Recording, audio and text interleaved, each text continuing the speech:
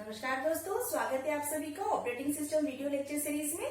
Previous lecture में हमने shortage of first non pre-emptive scheduling algorithm discuss की थी और आज हम डिटेल में डिस्कस करने वाले हैं shortest remaining time first. It is also known as shortest of first preemptive version. ठीक है, शॉर्टेज ऑफ फर्स्ट के दो वर्जन होते हैं, एक प्रीएम्प्टिव एक non pre-emptive. So non pre-emptive को हम सिंपली शॉर्टेज ऑफ फर्स्ट या शॉर्टेज ऑफ नेक्स्ट एल्गोरिथम बोलते हैं, और शॉर्टेज ऑफ फर्स्ट का प्रीएम्प्टिव वर्जन जो है उसे हम बोलते हैं शॉर्टेज रिमेनिंग टाइम फर्स्ट और shortage of first pre-emptive algorithm और ऑप्टिमल प्रीएम्प्टिव एल्गोरिथम। कई बार एग्जाम में एसआरटीएफ को ऑप्टिमल प्रीएम्प्टिव एल्गोरिथम से पूछा जाता है कि ऑप्टिमल मतलब न्यूमेरिकल है उसे ऑप्टिमल प्रीएम्प्टिव एल्गोरिथम से सॉल्व करना। अगर ऑप्टिमल नॉन प्रीएम्प्टिव अगर दिया है क्वेश्चन में, मीन्स वो कौन सी एल्गोरिथम होगी? Shortage of first non preemptive. Okay, so देखिए एसआरटीएफ का जो मोड है वो क्या हुआ? प्रीएम्प्टिव। और इसका बेसिक क्राइटेरिया क्या हुआ? किस क्राइटेरिया पे हम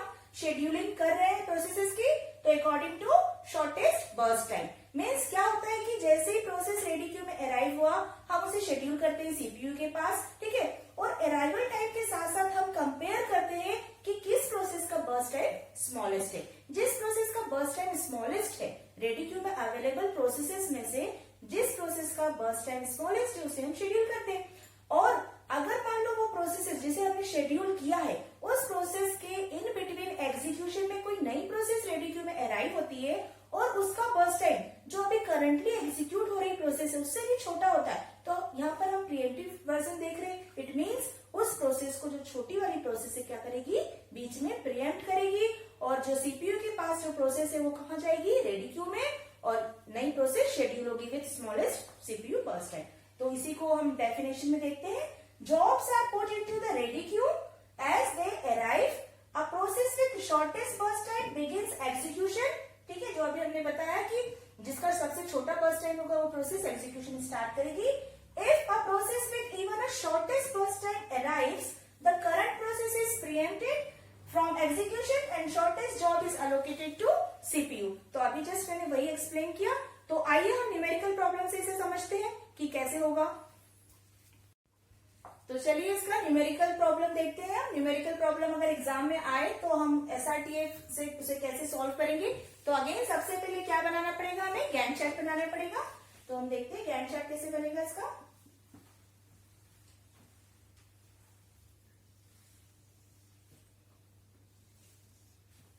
तो सबसे पहले देखिए हमें अराइवल टाइम देखना है।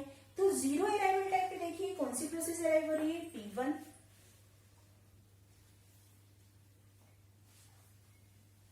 ठीक, अब देखिए यहाँ पर और कोई प्रोसेस अराइव नहीं हुई है इसलिए हमने P1 को शेड्यूल कर दिया। ठीक है, मीन्स हमारी रेडी क्यू में केवल और केवल प्रोसेस P1 अवेलेबल है। ठीक है, जब एक ही प्रोसेस अवेलेबल होती है तो हमें कंपेरिजन करना ही नहीं है, सिंपली हमें बिना कुछ सोचे समझे उसे शेड्यूल कर देना है। अब देखिए अब प्रोसेस P2 अराइव हो रहा है 1 मिली सेकेंड पे। ठीक है, प्रोसेस P2 कब अराइव हो रहा है? 1 मिली सेकेंड पे। और देखिए हमारी हम जो शेड्यूलिंग एल्गोरिथम यूज कर रहे हैं वो कौन सी एल्गोरिथम है? Preemptive algorithm according to shortest burst time of process. तो देखिए P2 प्रोसेस का बर्स्ट टाइम है 3 और P1 प्रोसेस 1 टाइम एग्जीक्यूट होके कितना बचा है? 4। ठीक है, 4 मिली सेकेंड बचा है। अब देखिए रेडी क्यू में प्रोसेस अराइव हुई P2 और सीपीयू के पास प्रोसेस एग्जीक्यूट हो रही है P1। इन दोनों को हम कंपेयर करेंगे कि क्या P2 P1 को प्रीएम्प्ट करे। तो देखिए अगर P2 का बर्स्ट टाइम छोटा है तो ये प्रीएम्प्ट कर सकती है, और अगर इसका बर्स्ट टाइम P1 के बर्स्ट टाइम से ज्यादा है तो ये प्रीएम्प्ट नहीं करेगी। यहाँ के केस में देखिए P2 का बर्स्ट टाइम छोटा है 3 है और P1 की वैल्यू है 4, तो यहाँ पर P2 क्या करेगा? P1 को प्रीएम्प्ट कर देगा। ठीक है, P1 को प्रीएम्प्ट करा P2 ने और P2 ने अपना एग्जीक्यूशन स्टार्ट कर लिया। ठीक है, ये क्या हो रहा है? कब हो रहा है? 1 मिली सेकेंड पे। ओके, अब देखिए 2 मिली सेकेंड पे। ठीक है, 2 मिली सेकेंड पे प्रोसेस P3 अराइव हुई। अब 1 मिली सेकेंड ये एग्जीक्यूट होकर कितना बचा? 2। अब जब प्रोसेस 2 मिली सेकेंड पे जब प्रोसेस P3 आ रही है तो अगेन हम क्या करेंगे? इस प्रोसेस के बर्स्ट टाइम से जितनी प्रोसेस अभी अवेलेबल है सबको कंपेयर करेंगे, सबका बर्स्ट टाइम कंपेयर करेंगे। तो देखिए हमारे पास जो प्रोसेसेस हैं अवेलेबल वो है P1,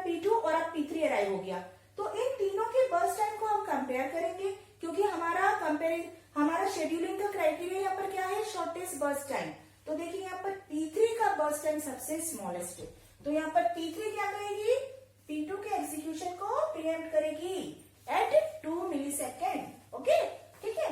अब देखिए प्रोसेस P3 फिर 1 मिलीसेकेंड एग्जीक्यूट होता है। अब 3 पे मीन्स प्रोसेस P3 जैसे ही अपना एग्जीक्यूशन फिनिश करेगा 3 मिलीसेकेंड पे प्रोसेस P5 अराइव हो रही है।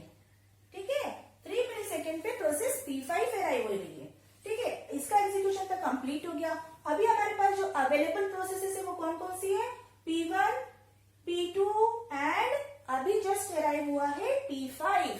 अब हम क्या करेंगे, इन तीनों के बर्स्ट टाइम को कंपेयर करेंगे। आप देखिए जब हम इन तीनों के बर्स्ट टाइम को कंपेयर करते हैं तो देखिए P2 का भी बर्स्ट टाइम 2 है और P5 का भी 2 है, तो अब हम किसे शेड्यूल करें, तो अब यहाँ पर हम क्या अप्लाई करेंगे, FCFS, first come first serve. तो पहले कौन सी प्रोसेस थी, अराइव हुई थी P2, सो यहाँ पर हम P5 को शेड्यूल नहीं करेंगे, हम किसे शेड्यूल करेंगे, P2 को।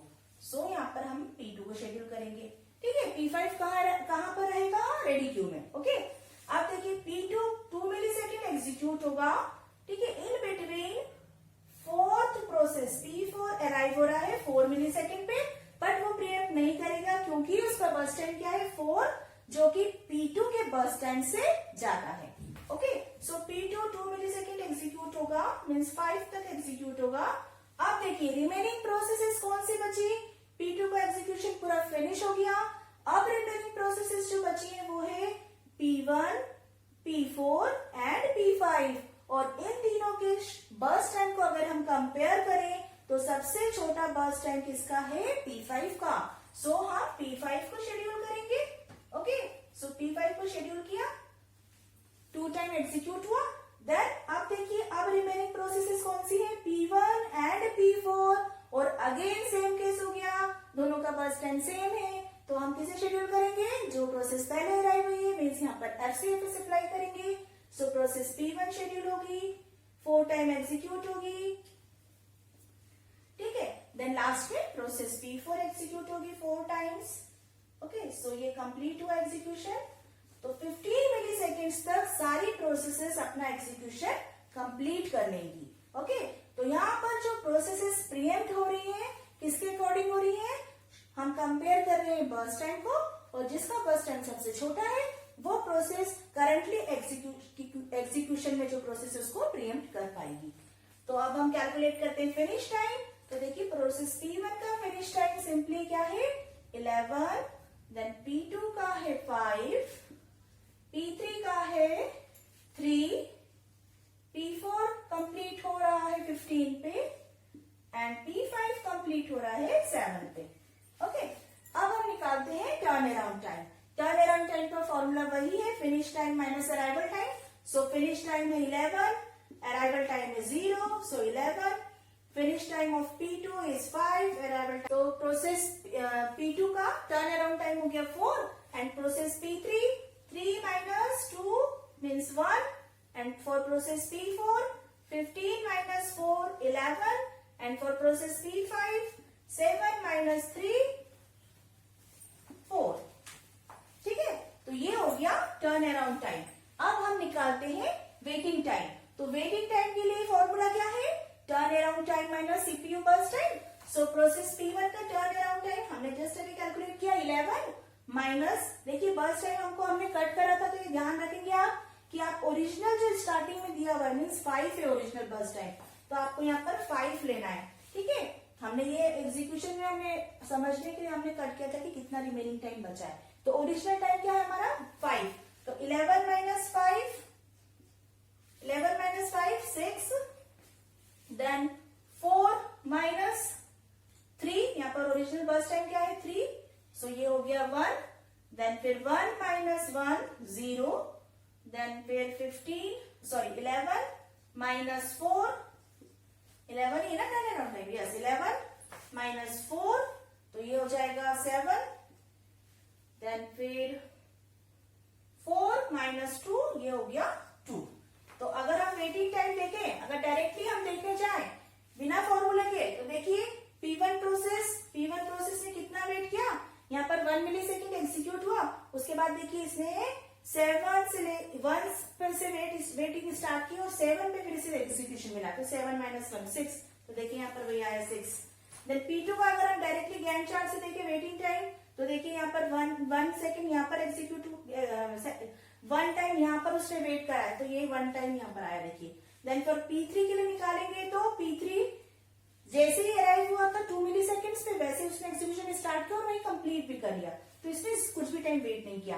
देन फॉर प्रोसेस P4 को देखेंगे तो P4 देखो अराइव हो रहा है 4 पे और इसका एग्जीक्यूशन स्टार्ट हो रहा है 11 पे, सो 11 माइनस 4 क्या आएगा 7 होगा।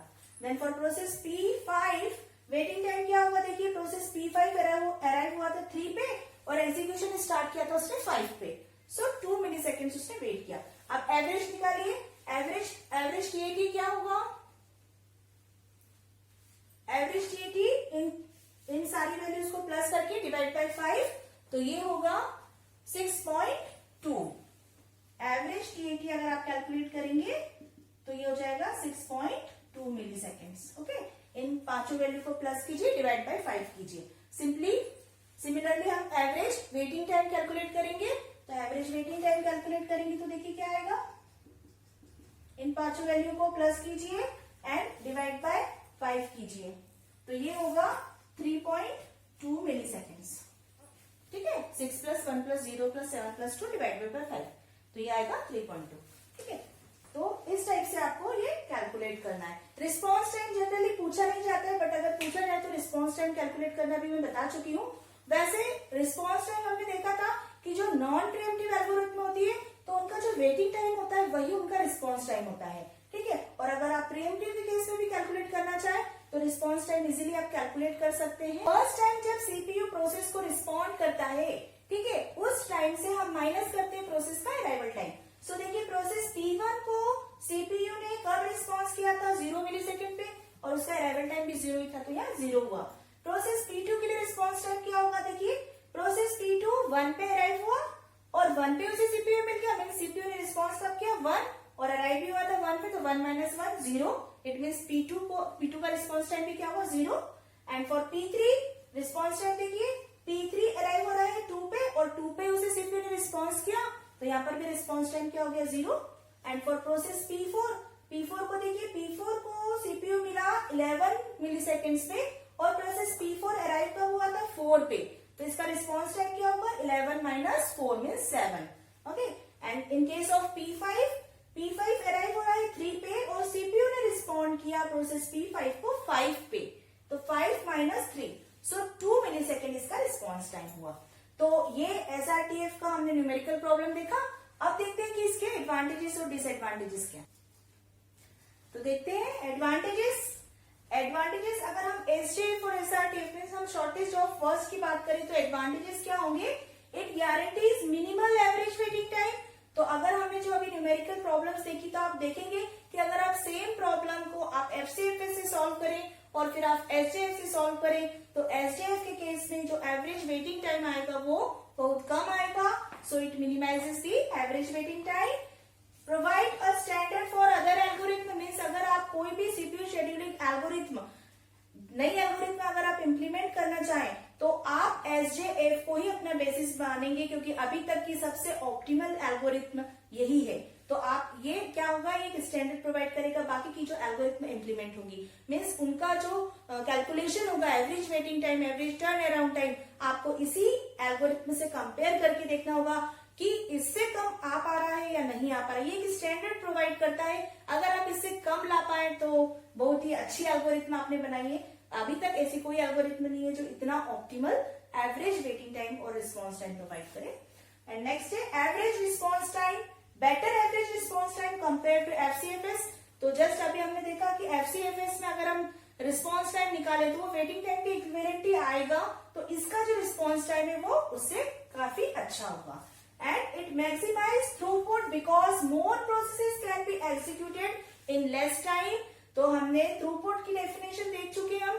थ्रूपुट क्या होता है कि एक यूनिट टाइम में प्रोसेसर कितनी प्रोसेस को एग्जीक्यूट कर रहा है। तो जब हम शॉर्टेस्ट ऑफ फर्स्ट को पहले शेड्यूल करेंगे तो ऑब्वियस सी बात है कि कम टाइम में प्रोसेसर ज्यादा प्रोसेसेस को एग्जीक्यूट करेगा, so it maximize the throughput. Then इसके डिसएडवांटेजेस क्या क्या है, तो डिसएडवांटेजेस देखिए it can not be implemented, means इसका इम्प्लीमेंटेशन जो है वो मुश्किल है। वो क्यों? क्योंकि हम प्रोसेसेस को पहले से कंपेयर कर रहे हैं। मीन्स हमारे पास हम एज्यूम करें कि अगर सिस्टम में 5 प्रोसेसेस है तो उनका बर्स्ट टाइम दिया हुआ है और हम कंपेयर कर रहे हैं, बट ओरिजिनली हम अगर रियल लाइफ टाइम में बात करें तो ये पॉसिबल नहीं होता है। So it can not be implemented as there is no way to know the burst time of a process in advance.